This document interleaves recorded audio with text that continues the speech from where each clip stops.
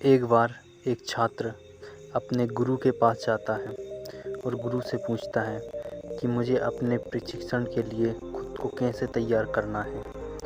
गुरु जवाब देते हैं कि मुझे एक घंटी समझो और तुम घंटी को धीमी ठोकर दो तो तुम्हें धीमी आवाज़ प्राप्त होगी, और तुम जब घंटी को तेज ठोकर दोगे तो तुम्हें तेज आवाज़ प्राप्त होगी। हमें उतना ही मिलता है जितना हम देते हैं। एक शिक्षक हमें उतना ही दे सकता है जितना हम प्रयास करते हैं।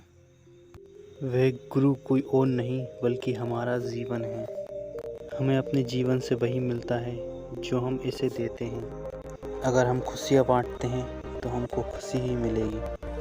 अगर हम किसी की बुराई करते हैं तो हमें बुराई ही मिलेगी। ये पूरा ब्रह्मांड क्रिया और प्रतिक्रिया के सिद्धांत पर ही कार्य करता है। अगर हम किसी कार्य को जितनी मेहनत और लगन के साथ करते हैं, हमको उसके उतने ही अच्छे परिणाम मिलते हैं। यह हमारे शब्दों पर भी लागू होता है। ये ब्रह्मांड हमें सब कुछ लौटा देता है। ये सिद्धांत हमारे शब्दों पर भी लागू होता है।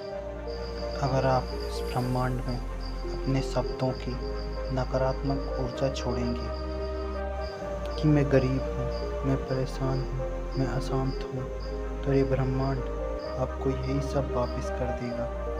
और अगर आप अपनी पूरी आंतरिक इच्छा शक्ति के साथ ये महसूस करते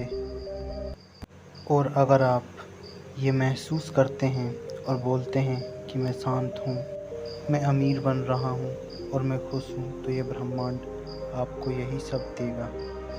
तुरंत न सही, लेकिन ये देगा ज़रूर। आप देखेंगे कि आपके जीवन में अनेकों ऐसी घटनाएं घटने लगी हैं कि आप उनके माध्यम से उन सब चीज़ों को प्राप्त कर सकेंगे जिन्हें आप प्राप्त करना चाहते हैं।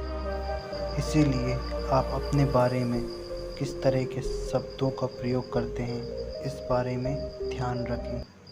जब आप दूसरों के सामने होते हैं तब आप खुद के बारे में क्या बोलते हैं, और जब आप अकेले होते हैं तब आप अपने बारे में क्या सोचते हैं, और आप अपने बारे में किस तरह के शब्दों का प्रयोग करते हैं, ये बात ध्यान रखना ज़रूरी है। क्योंकि शब्दों की ऊर्जा में बहुत ताकत होती है और हम खुद के बारे में ही अनजाने में नकारात्मक शब्दों का प्रयोग करते रहते हैं और नकारात्मक सोचते हैं, और आप नकारात्मक ऊर्जा को अपनी ओर आकर्षित करते हैं।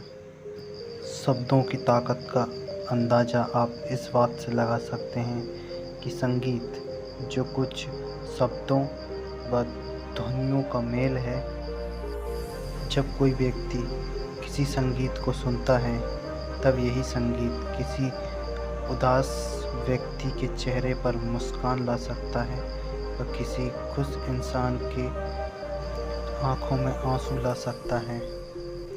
इसीलिए शब्दों की ताकत को कम ना आंकें। इसीलिए खुद के बारे में उदासीन व नकारात्मक शब्दों का प्रयोग न करें।